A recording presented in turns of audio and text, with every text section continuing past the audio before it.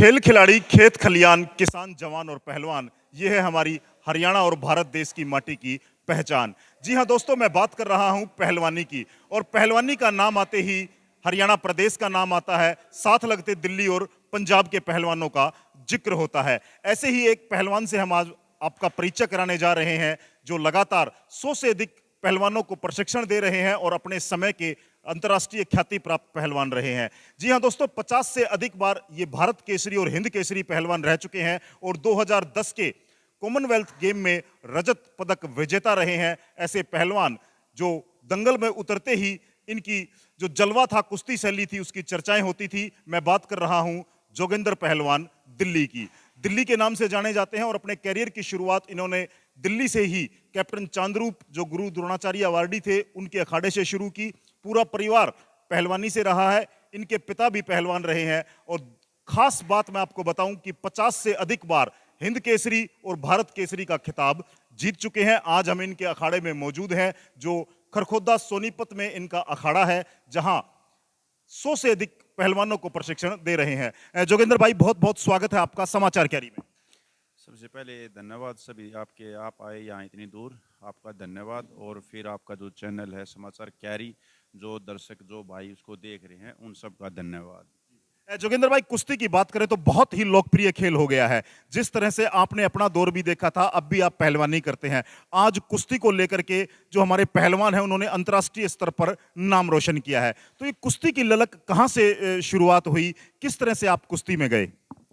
देखिए, मैं छोटा सा था जब गांव में चाचा भाई, बड़े भाई है, ये सब पहलवानी करते थे, गांव में जाते थे। जो चाचा है वो छारा रहते थे, तो ऐसे ही उनको देख देख कर शौक हो गया। गांव में और दो चार पहलवान थे, उनको देख कर शौक हो गया, तो उस वजह से वहीं से शुरुआत हो गई थी मेरी। आज की कुश्ती और जो आपके दौर की कुश्ती थी, आपने निश्चित तौर से मिट्टी के दंगल से शुरुआत की होगी। हाँ बिल्कुल, मिट्टी के दंगल से शुरुआत की थी। आज लेकिन कुश्ती में बहुत बड़े बदलाव आ गए हैं। मैट की कुश्ती है, आप भी मैट पर प्रशिक्षण दे रहे हैं। उस समय की कुश्ती और आज की कुश्ती में क्या फर्क देखते हैं?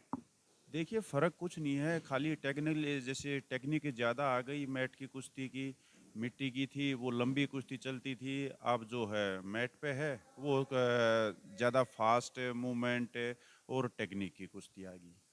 काफ़ी मतलब बदलाव जो है वो टेक्निक और मूवमेंट का ये आ गया है। चलिए, दीनबंधु सर छोटूराम अखाड़ा शुरुआत कब की आपने यहाँ खरखोदा में? ये मैंने 2018 में की थी, लास्ट नवंबर दिसंबर में। अभी कितने पहलवान आपके यहाँ प्रशिक्षण दे रहे हैं, क्या क्या सुविधाएं दे रहे हैं? अभी हैं 60-70 बच्चे हैं जो रह रहे हैं यहाँ, कुछ 10-20 बाहर से आ रहे हैं। और इनको दे रहे हैं, जो कोई भगवान चाहे तो अच्छा रिजल्ट भी देंगे ये। अच्छा, इन पहलवानों के लिए जो नए पहलवान आते हैं जोगिंदर भाई, जो छोटे बच्चे मैं देख रहा हूँ काफी हैं आपके पास, जो जूनियर और सब जूनियर लेवल के हैं, इनके लिए क्या मैसेज रहने वाला, आपका क्या संदेश देंगे? किस तरह से मजबूत एक देश के पदक जीतने वाला पहलवान तैयार हो सकता है? देखिए, आजकल क्या हो गया भाई साहब, जैसे जो बार बार ये जो कोई आज कहीं है, आज कहीं है, आप भी देखते होगे। आप आज यहाँ आए तो यहाँ दिखेंगे, और कहीं जाओगे तो वहाँ दिखेंगे। ये सब एक न जिमने वाली बात है, ठीक है। इसलिए बच्चों में रिजल्ट नहीं आ रहा है, ठीक है। तो मैं चाहूँगा हर एक माँ बाप से, जहाँ अपने बच्चे को जहाँ भी, पहले तो सोच समझ के छोड़ दें, तो उसको फिर वहाँ पूरा समय दें। समय दे बच्चे को समय मिलेगा। उसको जो माँ बाप हैं वो तो उसको समझते हैं, जो गुरु खलीफा हैं वो उसको समझते हैं, तब तक उसका चेंज कर देते हैं एकेडमी या जो भी कुछ है, ठीक है। माहौल चेंज हो जाता है, तो इससे बच्चे के करियर पर बहुत ज़्यादा नुकसान, गहरा नुकसान पड़ता है। बिल्कुल, एक खास बात जो पहलवान जी ने बताई है कि जो आरंभ में बच्चा जहां प्रशिक्षण करता है, उस बच्चे की ग्रोथ पर ध्यान दे, उस बच्चे के विकास पर ध्यान दे, और बार बार जो जगह बदलने से बच्चे का जो स्वभाव है या जो माहौल है, उसमें भी परिवर्तन आता है। चलिए, खान पान को लेकर के और दिनचर्या को लेकर के आपका अनुभव रहा है, आप 50 से अधिक बार भारत केसरी रहे हैं। क्या दिनचर्या होनी चाहिए आज के युग में बच्चे की, और खान पान किस तरह से होना चाहिए? देखिए, खान पान तो अब ज़्यादातर आजकल ये स्टेरॉइड ज़्यादा चल गया है। मैं ये चाह रहा हूँ कि उनसे बचें, जो अपना जो पहले वाला खान पान था ना, दूध दही का, घी का, उसको ज़्यादा इस्तेमाल करें, ना कि इसको स्टेरॉइड को वो दें, ठीक है। तो जो अपना जो हरियाणा की मिट्टी में जो भी वो ना एक शारीरिक बल है, ठीक है, वो स्टेरॉइड से ज़्यादा नहीं होगा। वो उससे जो अपना शरीर ना, जो एक जो होना है, उससे भी ख़त्म हो जाएगा, उसकी ग्रोथ जो वो रुक जाएगी। एक बार तो उठेगा लेकिन वो ग्रोथ उससे भी खत्म। लेकिन जो आप जो घी दूध और जो उससे एक तप करोगे ना मेहनत का और जो खाने का, ठीक है, वो उसको आगे लेके जाएगा।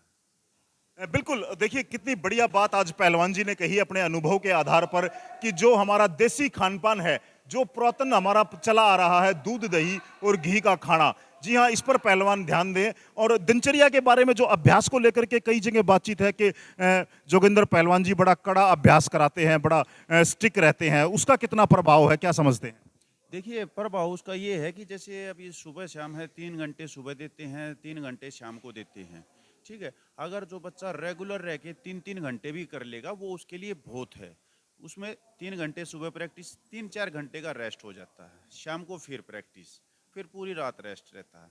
तो बच्चे का रेस्ट और प्रैक्टिस दोनों ही इम्पोर्टेंट है, साथ के साथ डाइट वो उनसे भी ज़्यादा इम्पोर्टेंट है, ठीक है। तो खाना पीना जो है बच्चों को ज़्यादा से ज़्यादा शुद्ध और देसी ही खाए।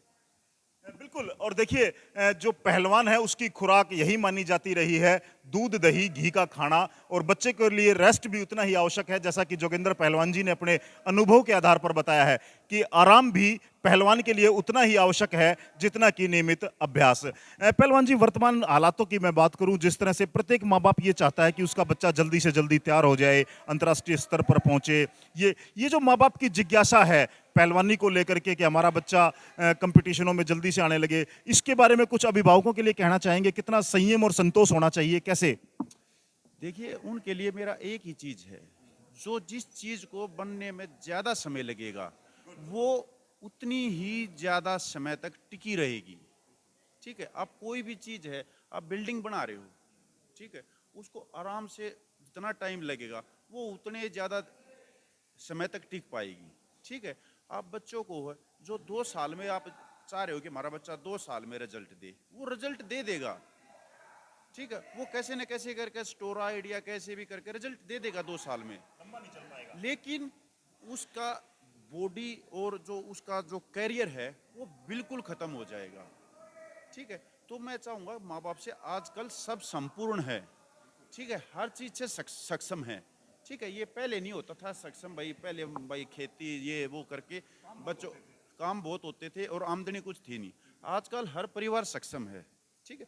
तो अपने बच्चे को समय दें, हर चीज़ को एक समय वो होती है, तो उसको समय दें, ठीक है। समय का ही वो मेन महत्व है, ठीक है। जितना बच्चा इस पे समय देंगे ये इतना ही उनको आगे। अच्छा एक चीज और है जोगिंदर भाई मैं आपसे जानना चाहूंगा, तनाव, टेंशन एक ऐसा शब्द है पहलवान जैसे हालांकि पहलवान तनाव नहीं करते हैं लेकिन आज की इस कंपटीशन भरे जमाने में अभी आपने भी देखा होगा ट्रायल को लेकर के विभिन्न बातें आई भाई बच्चों को आगे बढ़ाने के लिए विभिन्न बातें आई, कई कुश्ती में कंट्रोवर्सी भी आई। तो ये जो टेंशन है तनाव है इसको लेकर के पहलवानों को और अभिभावकों को क्या कहना चाहेंगे, किस तरह से वो तनाव मुक्त रहें? देखिए आप कोई भी गेम कर रहे हैं, ठीक है, वो अपनी मेहनत पे और अपने गेम पे फोकस करें, ठीक है। जो बाहर कोई क्या कह रहा है, कोई, अब मैं हूँ, मैं मेहनत कर रहा हूँ, ठीक है, मेरे को कुश्ती लड़नी है, तो मेरे को सिर्फ कुश्ती पे फोकस होना चाहिए, ना कि ये वो क्या बोल रहा है खत्म हो गया, वो बोल रहा है ये हो गया वो हो गया। उन चीज़ों की सुन के तो आप 10 डंड भी नहीं लगा सकते, ठीक है। तो ना सुन के वो जैसे एक वो होता ना, नहीं माइंड सेट नहीं, वो जो ये कुमार वगैरह ये रखते हैं, ठीक है, उनको जैसे ये हाँ ये फोकस होता है ना, तो ऐसे ही फोकस करना पड़ेगा आपको उस चीज़ के प्रति, कौन क्या कह रहा है किसको क्या, उस पे छोड़ के सिर्फ फोकस एक जिस पे आप माँ बाप ने आपको जहाँ छोड़ा है, ठीक है, उस पे फोकस करो, ना कि दूसरा बच्चा क्या कर रहा है, उसका क्या आया, खाने का क्या है, नहीं भाई अपने से संतुष्ट करो, मेहनत की होड़ करो। बिल्कुल अपने गेम पर फोकस करें पहलवान और तनाव मुक्त रहने के लिए वो केवल मछली की आंख की तरह लक्ष्य अपने खेल और कुश्ती पर रखें, तभी एक बेहतर पहलवान तैयार हो सकता है और एक बेहतर पहलवान ही देश का बेहतर नागरिक बन सकता है, ऐसा जोगिंदर पहलवान जी का मानना है। तो अभ्यास को लेकर के जैसे कुछ और बातें आप पहलवानों के साथ शेयर करना चाहें, बहुत से लोग आपको देख रहे हैं, आपसे जुड़ना भी चाहते हैं कि यहाँ जो अभ्यास होता है या पहलवानों के बारे में कुछ खास टिप्स हैं आपके पास, किस तरह से आज के इस आधुनिक युग में जो शैली है, दाव की शैली है या चुस्ती फुर्ती है, उसको लेकर के कोई की मंत्र, गुरु मंत्र? देखिए गुरु मंत्र तो एक ही है भाई, मेहनत करो। गुरु मंत्र की मंत्र सबका एक ही इलाज है, मेहनत करो। आप किसी भी फील्ड में मेहनत करोगे वही आगे लेके जाएगी, ठीक है। तो अपने बस एक ही है, खाओ पियो मस्त रहो और मेहनत करो। जो कोच खलीफा, जो गुरु, जिसने भी बाहर से भी कोई बता के जा रहा है, उसको भी कैच करो, ना कि अवॉइड करो। उसको कैच करो, अच्छी चीजें कैच करो, फालतू की चीजें जाने दो उसके साथ ही। बिल्कुल। और देखिए, आज पहलवानी को लेकर के जिस तरह से भारत देश के पहलवानों को अंतर्राष्ट्रीय सतह पर मेडल मिल रहे हैं, चाहे बात एशियाई चैंपियनशिप की करें, ओलंपिक चैंपियनशिप की करें, आज कुश्ती को लेकर के बड़ी प्रतिस्पर्धा भी है। और यह प्रतिस्पर्धा जब से नई आधुनिक कुश्ती शैली शुरू हुई है, चाहे मैट की कुश्ती की बात करें, पॉइंटों की कुश्ती की बात करें, यह प्रतिस्पर्धा बढ़ती ही जा रही है। और उसके लिए आज हिंद केसरी जोगेंद्र पहलवान जी ने खास जो संदेश पहलवानों के लिए दिया है वो यही है, तनाव मुक्त रहें, अपने खेल पर ध्यान दें, मछली की आंख की तरह केवल अपनी कुश्ती शैली को निखारने में मदद करते रहें, आगे बढ़ते रहें। बात करने के लिए बहुत बहुत शुक्रिया जोगेंद्र भाई, धन्यवाद। धन्यवाद भाई।